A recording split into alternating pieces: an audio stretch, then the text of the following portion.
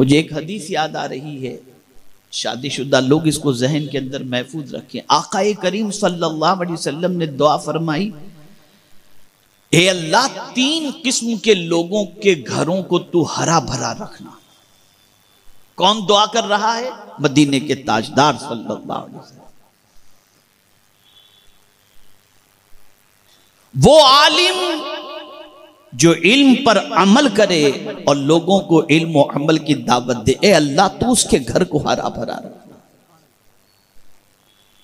दूसरी दुआ, मेरे 2 उम्मतियों के दरमियान इख्तिलाफ पैदा हो जाए और जो दोनों के दरमियान सुलह करा दे, मौला उस सुलह कराने वाले के घर को हरा भरा रखना।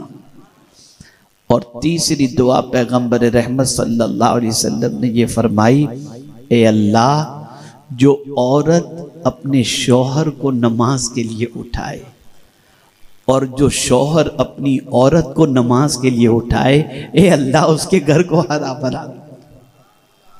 तो अगर कोई बीवी अपने शौहर को नमाज के लिए उठाती है या कोई शौहर अपनी बीवी को नमाज के लिए उठाता है, अरे सारी दुनिया एक तरफ और मदीने के ताजदार की दुआ एक तरफ, अल्लाह उसके घर को यकीनन हरा भरा रखे।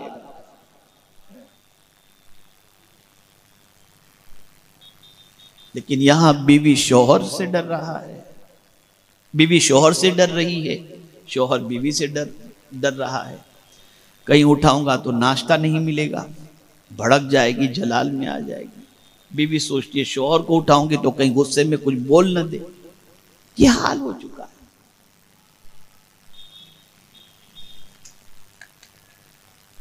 अगर चाहते हो कि अल्लाह रिस्क में फरावानी अता फरमाए तो नमाज खुद भी पढ़ो, अपने बीवी बच्चों को भी नमाज का पाबंद बनाओ। तो 2 नुस्खे हो गए। पहला नुस्खा, अल्लाह से डरो, कहीं भी रहो अल्लाह देख रहा है, अल्लाह से छुप नहीं सकते, हर गुनाह से बचो। दूसरा नुस्खा, खुद भी नमाज पढ़ो, अहलो अयाल को भी नमाज का हुक्म। तीसरा नुस्खा कुरान ने इस्तिगफार का बताया। अल्लाह की बारगाह में मगफिरत की भीख मांगते रहो, उठते बैठते चलते फिरते अस्तगफिरुल्लाह अस्तगफिरुल्लाह अस्तगफिरुल्लाह। दिल से इस्तिगफार करो। जो गुनाह तुम्हारे हो चुके हैं ना, दिल से इस्तिगफार करो, अल्लाह मुझे माफ फरमाए, अल्लाह मुझे माफ फरमा, माफी मांगते रहो अल्लाह से। तो क्या होगा?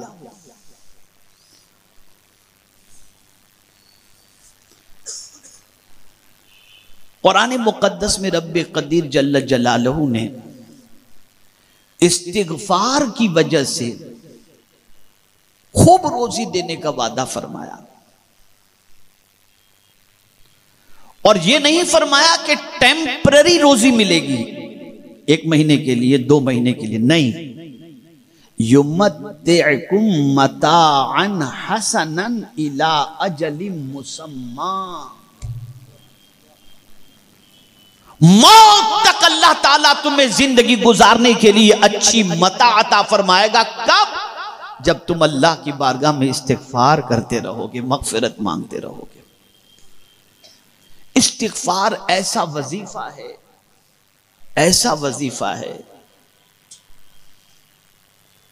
कि अगर कोई उठते बैठते चलते फिरते इस्तिगफार करे, अस्तगफिरुल्लाह अस्तगफिरुल्लाह अस्तगफिरुल्लाह पढ़ता रहे और दिल से अल्लाह की बारगाह में माफी मांगता रहे, तो अल्लाह ताला उसके बदन में कुव्वत भी अता फरमाता है और आसमान से बारिशें भी नाज़िल फरमाता है।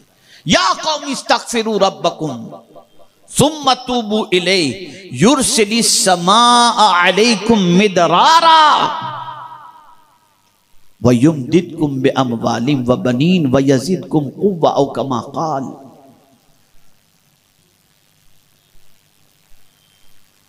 वो माल के जरिए भी मदद फरमाता है, बेटों के जरिए भी मदद फरमाता है, और इसी के साथ साथ परवरदिगार तुम्हें कुव्वत से भी माला माल फरमा देता है, ताकत भी अता फरमाता है। आप कमजोर हो ना, विटामिन की टेबलेट लो ना लो, इस्तिगफार करो, अल्लाह आपको कुव्वत अता कर देगा, ताकत अता करेगा। इसलिए कि गुनाह की वजह से बंदे की ताकत खत्म होती है, बंदा कमजोर हो जाता है। और इस्तिगफार की वजह से गुनाह धुल जाते हैं, अल्लाह ताकत अता फरमाता है। व यज़िदकुम कुव्वतन इला कुव्वतिकुम, कुरान का।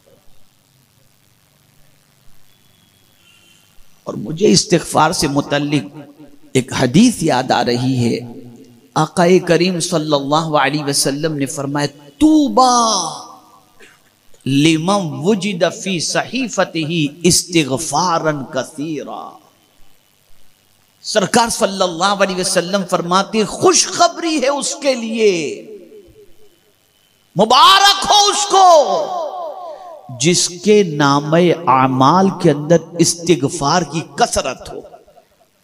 यानी अगर किसी के आमाल नामे को देखा जाए और उसके आमाल नामे के अंदर इस्तिगफार की अगर कसरत है, तो मेरे आका सल्लल्लाहु अलैहि वसल्लम फरमाते, तूबा, मुबारक हो, खुशखबरी हो उसके लिए, लिमन वुजिद फी सहीफतिही इस्तिगफारन कसीरा, जिसने अपने नामे आमाल के अंदर कसरत से इस्तिगफार को पा लिया, उसके लिए खुशखबरी है। तो कसरत से इस्तिगफार करें, इस्तिगफार को लाजिम पकड़ लो। भाई एक छोटी सी बात मैं आपको बताऊं, ये समझने समझाने के लिए, ये समझने समझाने के लिए, अल्लाह की जात सारी तमसील से पाक है, ये समझने समझाने के लिए। मैं आपको एक बात बताऊं, कोई आपको नौकरी से निकाल दे, जॉब से निकाल दे, और आप जाकर के कहें आइंदा नहीं करूंगा, मुझे माफ कर दीजिए। जहां आपने माफी मांगी उसको तरस आ जाएगा, वो रख लेगा। अरे बंदे से आजिजी से माफी मांगो तो बंदा तुम्हें दोबारा रख लेता है और नवाजता है। खुदा से माफी मांगो तो खुदा नहीं अता फरमाएगा। मांगो उससे माफी, उसकी बारगाह में इस्तिगफार करो। वो मगफिरत चाहने वालों से मोहब्बत फरमाता है। बल्कि हदीस मुबारका में है कि जब कोई बंदा अल्लाह से माफी मांगता है ना, तो अल्लाह फरिश्तों से फरमाता है, फरिश्तों ये देखो मेरा बंदा मुझसे माफी मांग रहा है, इस्तिगफार कर रहा है, इसलिए कि मेरा बंदा जानता है कि मैं माफ करने वाला हूं, तभी तो माफी मांग रहा है ना। फरिश्तों गवाह हो जाओ, मैंने इसको माफ कर दिया, माफ कर दिया। गुनाहों की वजह से रिस्क में तंगी होती है, और जब बंदा माफी मांग लेता है, इस्तिगफार करता है, तो अल्लाह की रहमत को प्यार आ जाता है, उसकी करम की बारिशें शुरू हो जाती हैं। क्या ये बात सच नहीं है,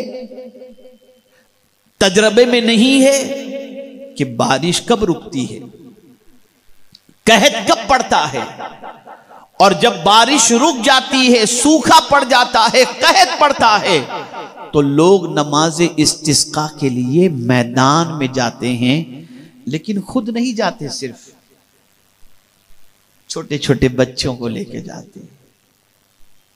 छोटे छोटे बच्चों, जानवरों को भी लेके जाते हैं, और फिर अल्लाह की बारगाह में दुआ करते हैं, अल्लाह हमारे गुनाहों को माफ फरमा। ये देख तेरे छोटे बच्चे जिनसे गुनाह हुआ ही नहीं, हम उनको लेकर के आए, इनके सदके में तू करम फरमा दे। मौला उन बेगुनाहों की वजह से करम की नजर फरमा देता है, और इस्तिगफार की वजह से रुकी हुई बारिश फिर जारी हो जाती है, और अल्लाह मूसलाधार बारिश से माला माल फरमा देता है। ये क्यों इस्तिगफार रखा गया? इसीलिए ताकि तुम माफी मांगो, अल्लाह से मगफिरत चाहो। और वो इतना करीम है कि जब कोई बंदा उससे माफी मांगता है तो वो सिर्फ माफ नहीं करता, बल्कि माफी मांगने वाले से मोहब्बत भी फरमाता है। इन्नल्लाह युहिब्बुत तव्वाबीन व युहिब्बुल मुतत्ताहिरीन।